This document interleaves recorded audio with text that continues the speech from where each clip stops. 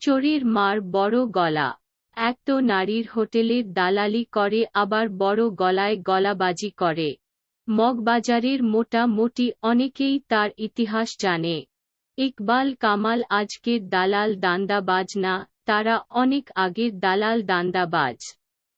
রাজনীতি করে মানুষকে দেখানোর জন্য, আসলে তারা রাজনীতি নাম বলে করে দান্দাবাজি দালালি।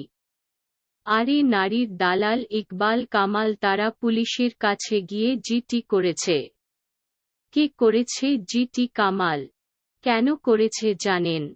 মানুষকে দেখানোর জন্য, যে দেখেন আমার নামে এবং আমার ভাইয়ের নামে মিথ্যাচার করার কারণে আমি জিডি করেছি পুলিশের কাছে। কয়লা ধুইলে যদি ময়লা যেত, তাহলে কয়লাকে পরিষ্কার করে মানুষ চক বানিয়ে লিখত।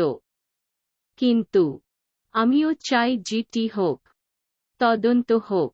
নারীর দালালরা আজকে হাজি হয়, নারীর দালালরা আজকে রাজনীতিবিদ হয়, তাও আবার আসল আওয়ামী লীগের লোকজনকে ধ্বংস করে। ইকবাল কামাল এবং তার বাবার ইতিহাস কে কে জানে? আমি বলবো তাদের নাম।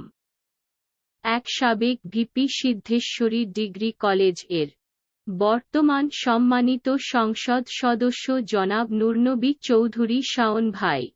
উনি ভোলার এমপি, উনি প্রত্যক্ষদর্শী। ইকবালের ইতিহাস ভালো জানে উনি।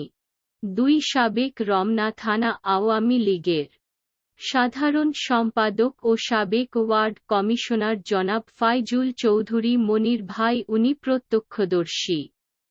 ইকবালের এবং তার ভাই কামালের ইতিহাস। ৩ সিদ্ধেশ্বরী ডিগ্রি কলেজের সাবেক ছাত্রনেতা, নাম সুরমা আলম, উনি প্রত্যক্ষদর্শী। ইকবালের এবং তার ভাই কামালের ইতিহাস। ৪ ঢাকা মগবাজার ওয়ারলেস এর মোড়ে বর্তমানে উজ্জ্বল হোটেল অবস্থিত। ওই হোটেলের মালিক দুখু মিয়া এবং তাদের ভাইয়ের বিল্ডিংয়ে হোটেল সিরাজগঞ্জ নামে ব্যবসা করত ইকবাল কামাল। তাদেরকে জিজ্ঞেস করেন, এই চোরটা গো আসল রূপ সামনে আসবে।